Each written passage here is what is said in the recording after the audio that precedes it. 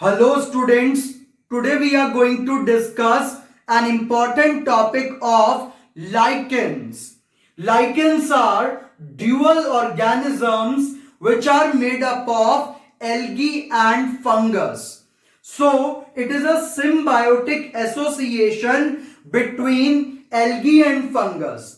तो अगर algae और fungus आपस में जुड़ जाएं, यानी कि algae plant और फंगस आपस में जुड़ करके एक लिविंग ऑर्गेनिज्म बनाए जिसको कहा जाता है lichen and it is a composite dual organism. तो अगर आपको जो पहला क्वेश्चन आएगा वो इसकी डेफिनेशन से आता है कि what is lichen. So it is symbiotic association of algae and fungus and they are composite or dual organisms और इनकी स्टडी को कहा जाता है lichenology. And if we talk about their occurrence तो ये पोलर रीजन से लेकर के इक्वेटर तक ऑलमोस्ट अर्थ के हर टाइप के पार्ट में रहती है। तो ये आपको बर्फ में भी मिलेगी, आइस पर भी मिलेगी, ये आपको ड्राई सैंडी एरिया में भी मिल सकती है और हार्ड रॉक्स पर भी मिलेगी। तो ये ऐसा लिविंग ऑर्गेनिज्म है which is generally cosmopolitan and it is also found near the water bodies on the stones. So if we talk about their occurrence, जो लाइकेन रॉक्स के ऊपर ग्रो होती है उसको कहा जाता है सेक्सिकॉलस और जो बार्क ऑफ द ट्री पर यानी कि पेड़ की छाल पर मिलेगी that is called corticolous and which develops on wood is called lignicolous and which develops near the marine areas. तो जो पानी में खारे पानी के अंदर पत्थर पर जो मिलती है that is marine and which is found on the stones present near the freshwater river beds or ponds is called freshwater algae, sorry lichen। तो lichen जो है वो algae और fungus से मिलकर बनती है। lichen अगर rocks के ऊपर है तो उसको कहेंगे सेक्सिकॉलस, बार्क ऑफ ट्री पर है तो कॉर्टिकोलस, लकड़ी के ऊपर है तो लिग्नोकॉलस और अगर पानी में है तो मेराइन और साथ साथ अगर फ्रेश वाटर में है तो fresh water. And if we talk about it structure तो ये 95% तो इसके अंदर फंगस होता है और 5% एल्गी होता है। तो अगर एल्गी के कुछ सेल्स को फंगस के फिलामेंट्स घेर लें तो जैसे ये फंगल फिलामेंट्स हैं और ये एल्गी है, तो एल्गी का कंपोनेंट बहुत कम रहता है कि ओनली 5%। तो अगर एल्गी को चारों तरफ से फंगस घेर ले तो वो स्ट्रक्चर क्या कहलाएगा, लाइकेन। और इसके अंदर जो फंगल पार्ट है that is called mycobiont and algal part is called phycobiont and this question is again very important for 1 mark. तो आपको ये 1 मार्क क्वेश्चन में मिलेगा कि what is mycobiont and phycobiont. तो algal component of lichen is called phycobiont and fungal component of lichen is called mycobiont। तो 1 number का question आपको डेफिनेशन से, 1 नंबर का माइकोबायोन्ट से और 1 नंबर का फाइकोबायोन्ट से आपको क्वेश्चन स्कूल एग्जाम्स में मिल सकता है और काफी इंपॉर्टेंट क्वेश्चन है which is given in your NCERT। The next is types of lichen। So if we talk about its types, the number 1 is leprose type। तो अगर हम मान के चले कि ये कोई बेस है जिसको हम सबस्ट्रेटम कहते हैं, तो ये कोई वुड भी हो सकती है या ये कोई पत्थर का टुकड़ा हो सकता है। तो सबस्ट्रेटम कोई बेस है, ये लैंड हो सकती है, ये कोई रॉक हो सकती है, कोई वुड हो सकती है, बार्क ऑफ ट्री हो सकती है। और अगर इसके ऊपर छोटे छोटे इस तरीके से लाइकेंस बन जाएं तो इसको हम कहेंगे लेप्रोज टाइप। तो नंबर 1, लेप्रोज टाइप में इस तरीके के स्केल्स बन जाते हैं। तो लेप्रोज में we see the scales of lichen on the substratum. The second category is crustose type.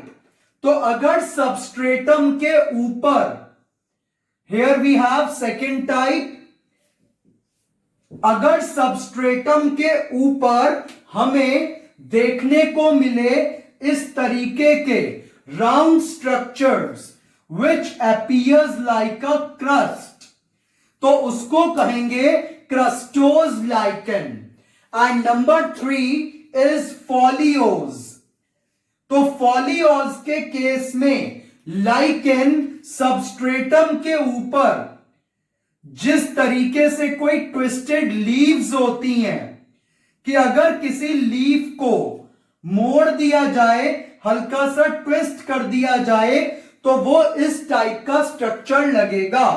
तो अगर कोई लाइकेन ट्विस्टेड लीफ की तरह दिखाई देती है तो उसको कहते हैं folios.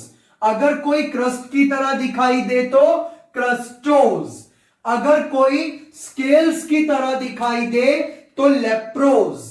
And number 4 is fruticose which appears like a bush. तो ये हमारे पास सबस्ट्रेटम आ गया और सबस्ट्रेटम के ऊपर अगर कोई बुशी अपीयरेंस है इस तरीके से, और तो ये structure bushy appearance like is considered as fruticose. तो बुशी अपीयरेंस फ्रूटिकोज देगा, फोलियोज ट्विस्टेड अपीयरेंस देगा, क्रस्टोज क्रस्ट की तरह लगेगा और लेप्रोज स्केल की तरह लगेगा, और जबकि फिलामेंटस वो दिखाई देगा लाइक अ स्मॉल थ्रेड। तो इस तरीके के थिन थ्रेड्स की तरह बेस पर दिखाई देता है फिलामेंटस। तो अगर मॉर्फोलॉजिकली बात करें, बाहरी स्ट्रक्चर के तौर पर अगर बात करें तो हमारे पास जो लाइकेन है वो 5 टाइप्स का है। स्केल्स की तरह दिखने वाला लेप्रोज, क्रस्ट की तरह दिखने वाला क्रस्टोज, ट्विस्टेड लीफ की तरह दिखने वाला फोलियोज, बुश की तरह लगने वाला, झाड़ की तरह लगने वाला फ्रूटिकोज, और धागों जैसा दिखने वाला फिलामेंटस। तो ये सभी बहुत इंपॉर्टेंट हैं जो आपको याद रख के चलने हैं। So these were structures of lichen. And if we talk about the reproduction of lichen, तो उसमें देखिए lichen के रिप्रोडक्शन में या तो ये होगा फ्रेगमेंटेशन से कि कोई लाइकेन था वो अचानक बीच में से ब्रेक हो गया और नए लाइकेन्स बन गए, तो fragmentation. Second method is progressive death and decay. We know that life of lichens is too long. Lichens बहुत लंबे समय तक जीते हैं और कभी कभी जो लाइकेन है उसमें कुछ न्यू फिलामेंट्स बन जाते हैं और पुराने फिलामेंट्स की डेथ हो जाती है। That is called progressive death and decay method. Number 3 is Isidia. And this Isidia method, it is one of the common method. और Isidia के केस में अगर हम देखें तो एक प्लांट की तरह स्ट्रक्चर बनता है like this and it has constriction. These structures are isidia.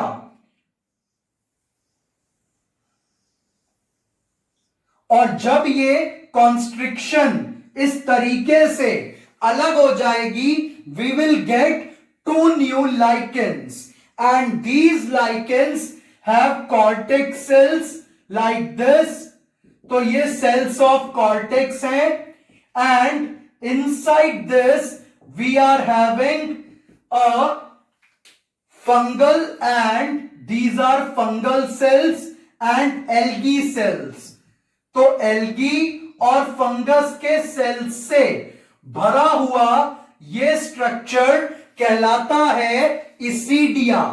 और जब ये कॉन्स्ट्रिक्शन गहरा हो जाता है, ये आपस में इस तरीके से जुड़ जाएगा, तो ये हिस्से अलग हो जाएंगे and it will form a new lichen.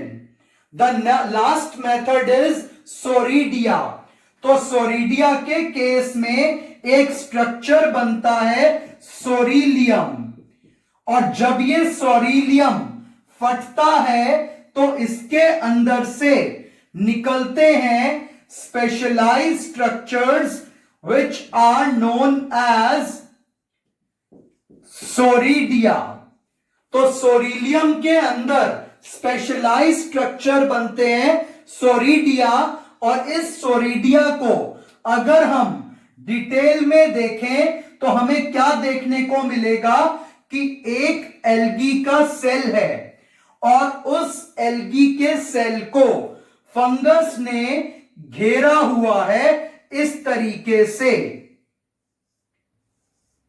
तो ये है फंगस और फंगस ने एल्गी को घेर लिया और ये स्ट्रक्चर क्या कहलाता है? सोरिडिया. और ये बनता है एक स्पेशलाइज्ड बॉडी सोरिलियम के अंदर, और इस सोरिडिया को एयर करंट अपने साथ ले जाएगा और जहां ये गिरेगा वहां एक न्यू लाइकेन को बना देगा. तो ये एक इंपॉर्टेंट मेथड है रिप्रोडक्शन का इन केस ऑफ लाइकेन. अब जब लाइकेन में एल्गी और फंगस एक साथ रहते हैं तो उसमें एल्गी पार्ट को हम क्या बोल रहे थे? फाइकोबायोंट. और फाइकोबायोंट क्या करता है? It performs photosynthesis, nitrogen fixation, and the fungal part, what does it do? It protects algae and it also collects water and other elements for algae. तो फंगस जो है एल्गी को प्रोटेक्शन देगा, उसके लिए पानी और डिफरेंट एलिमेंट्स को कलेक्ट करेगा और एल्गी को दे देगा, और एल्गी फोटोसिंथेसिस से फूड प्रोड्यूस करेगी और फंगस को दे देगी. तो दोनों को एक दूसरे से फायदा है. So it is a type of symbiotic or mutual relationship. And now we have to do importance of lichen. Lichen helps in ecological succession. जब किसी रॉक के ऊपर लाइकेन लग जाती है तो वो रॉक्स को गला के सॉइल बनाती है, and that method is ecological succession. तो सॉइल फॉर्मेशन करवाएगी lichen. It is also used as food. For example, Cladonia is eaten by many animals and it is used in making medicine. Usnea नाम की lichen से असनिक acid निकलता है जो कि ointment बनाने में, जो चोट लग जाती है उसके घाव को भरने में असनिक एसिड का यूज होता है और वो असनिक एसिड लिया जाता है लाइकेन असनिया से। और world famous dye for checking acid and base, that is litmus dye, is made from lichen Roccella and it is also used in making wine and beer. तो ब्रीविंग इंडस्ट्री में Ramalina नाम की जो lichen है उसका use किया जाता है। It is also used in making perfumes and it helps in pollution indicator. तो सल्फर डाइऑक्साइड पॉल्यूशन इंडिकेटर की तरह से लाइकेन काम करती है and this point is very important for NEET कि लाइकेन किस टाइप के पॉल्यूशन का इंडिकेटर है। तो सल्फर डाइऑक्साइड वाले पॉल्यूशन का इंडिकेटर है lichen. So we have to understand all these points. Thank you.